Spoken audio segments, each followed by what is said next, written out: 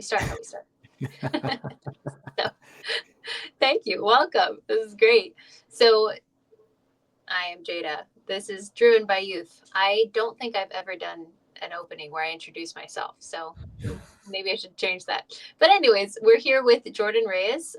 Him and I have spoken a few times within the last few months. We're both a part of the same real estate community, the Sub 2 community with Pace Morby. And Jordan is just amazing. I mean, for one, I believe, do you own the RV park with Pace in Montana, or did you sell it to him? So there was two of them. One I sold to him, and the other one I'm partnered with him on. Awesome. So Yeah. Jordan partners with multimillionaires on RV parks in Montana. Um, other than that, as well, I believe he was just telling me off the air that he used to be an almond farmer and Mhm. did just a ton of different things with irrigation and technology that I think he would say a little more smoothly than I.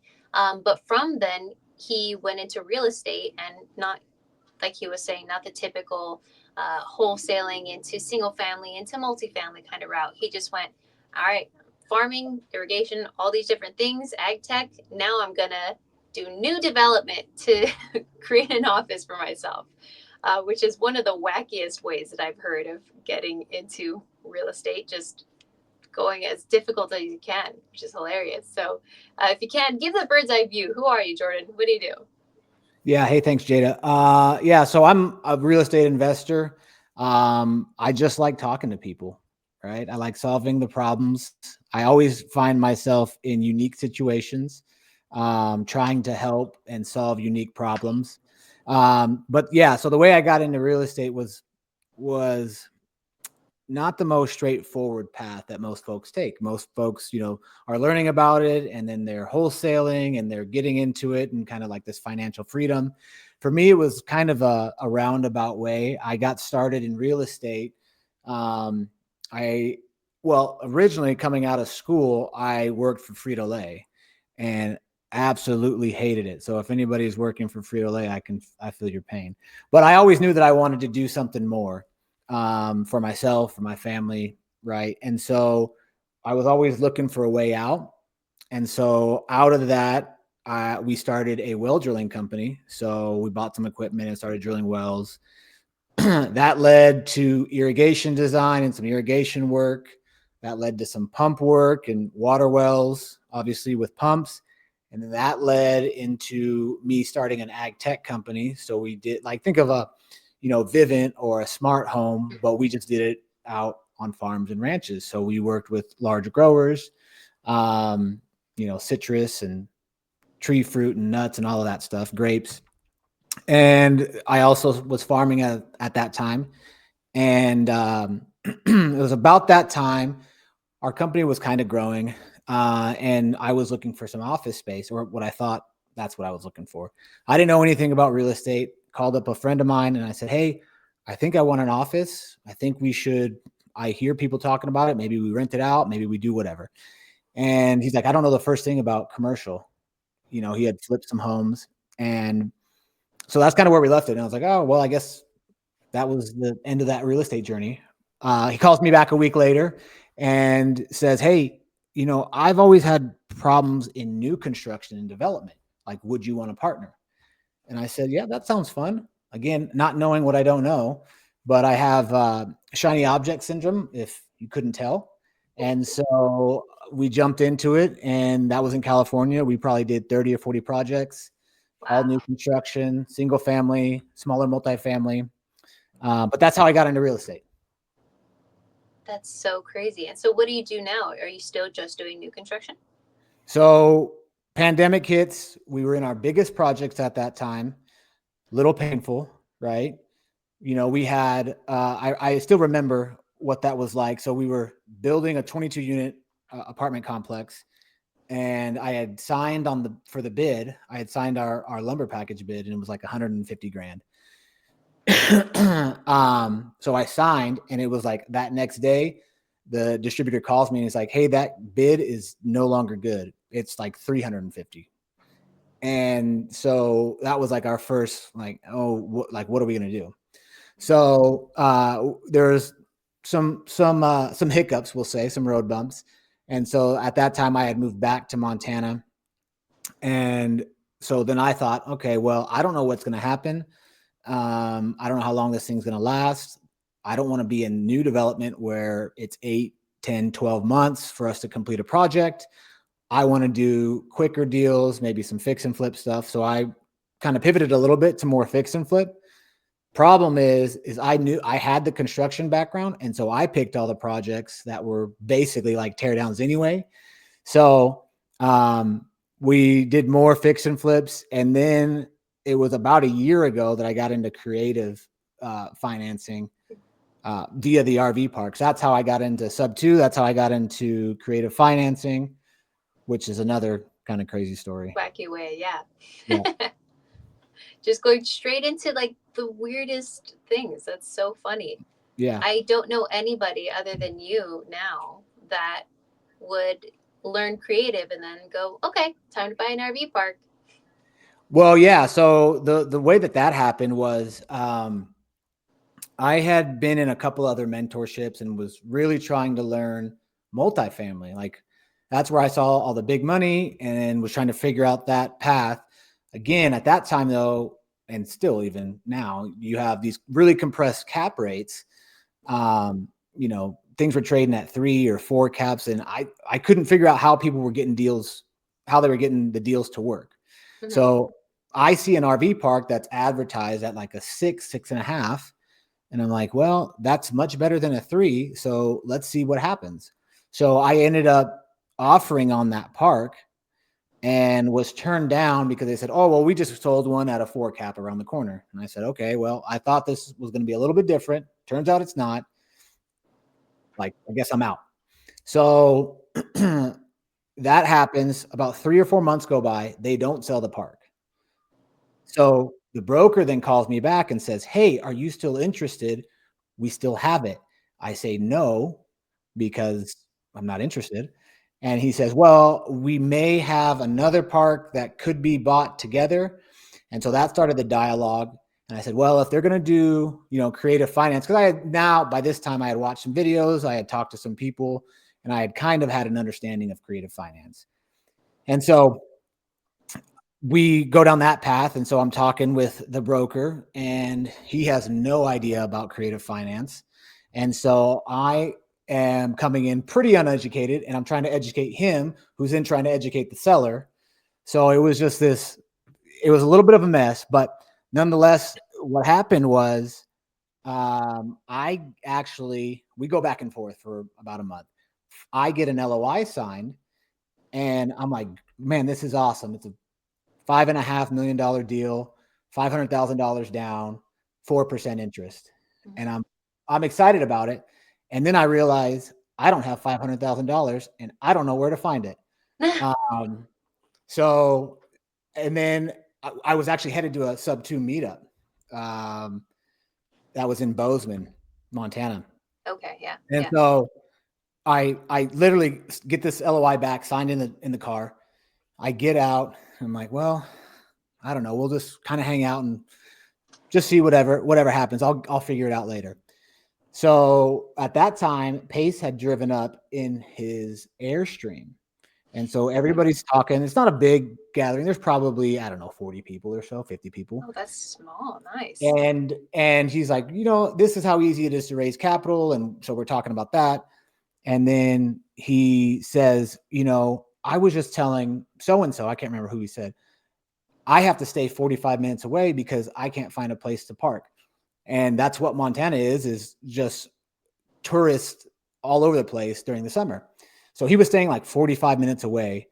And he's like, I was telling so-and-so that we need to buy an RV park. And so I raise my hand and I say, I have 2 under contract right now. And so then we kind of go back and forth a little bit. And he's like, I'll buy those with you.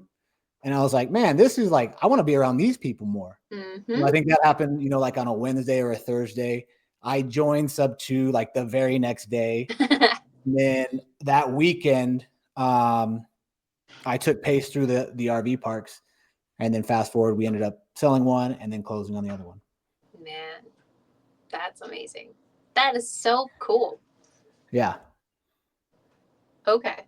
Wow. So There's so many questions. We're gonna go with. So, what were some things that you learned? I guess from going from like the new development to creative and RV parks. So a lot of the stuff with new development is dealing with cities and county and regulation. Not to say that there's not regulation on the RV parks, but I would say that it's made me more diligent when something is under contract.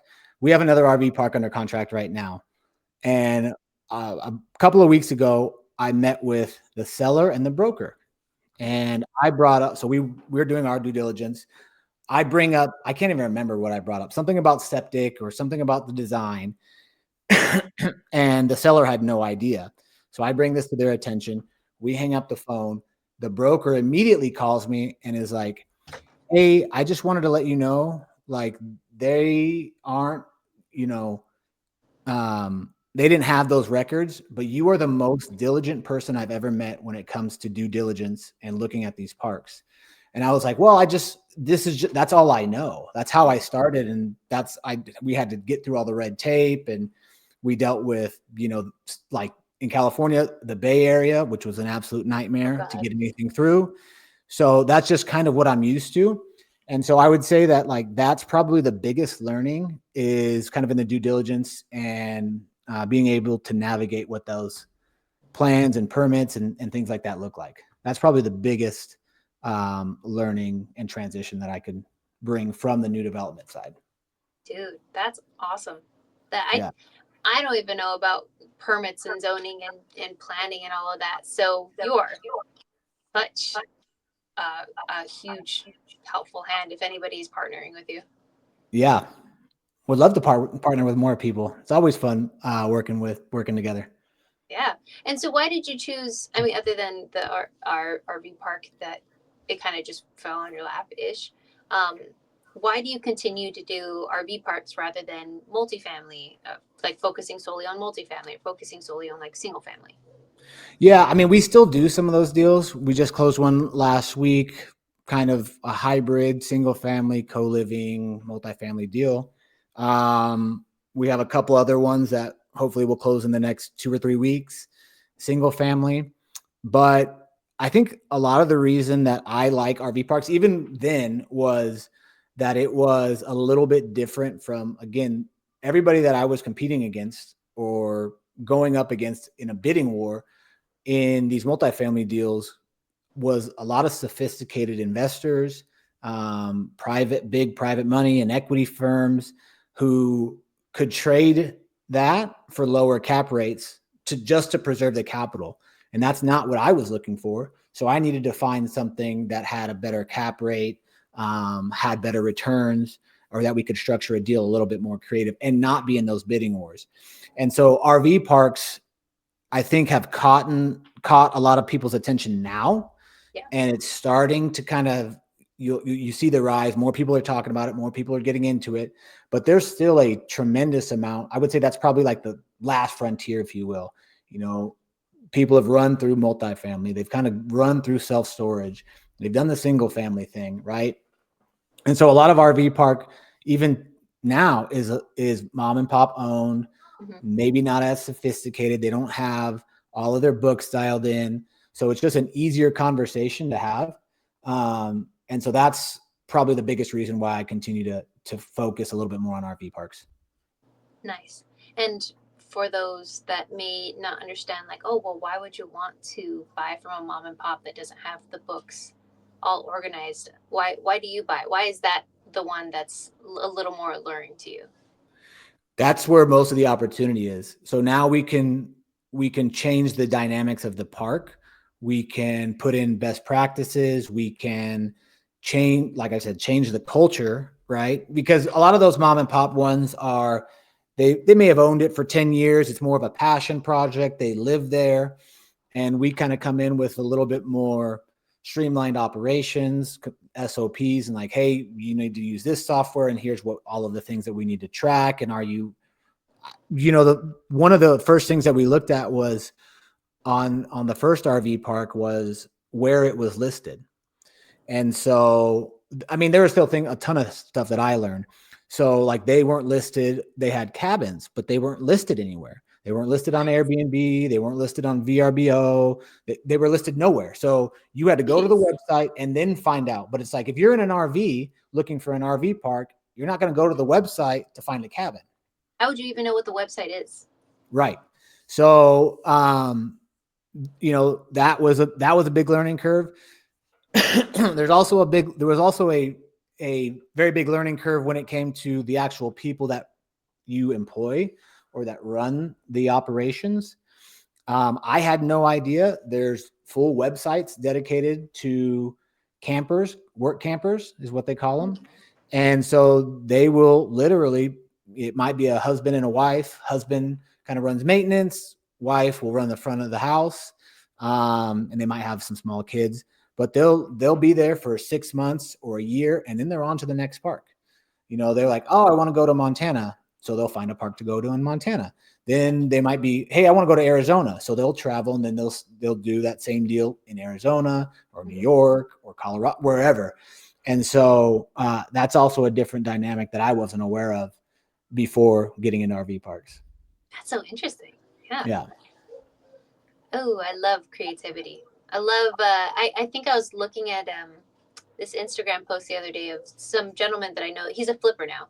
He's a Mhm. flipper over here in Southern California, but I think he's more in like Bakersfield area. But That's he my was old saying, stomping grounds. yeah, there you go. He was saying, I think that he either got fired or something, but he was living out of a van, and with that van, he would get like the markers, like car markers, and then put like water and gum $3 or something, and he would at go to clubs and he would sell water and gum at like 3 a.m. when people were like kind of getting out and stuff, or he would buy pizza as soon as they were closing, and then he'd be outside of the clubs to sell like the pizza, and it was just like some weird but really creative ways to make money. And he would say that he would make like 3 to 4 grand a week, which is totally, I can see that. And That's I feel like, amazing. yeah, and with what you were saying, the working campers, like that's so, I would not have thought that people would want to do that and that they could do Mhm. that. So it's because in my mind I think of, you have a property manager and it just seems like they're going to live there all the time and they're going to be full time, but that doesn't have to be true. Nope.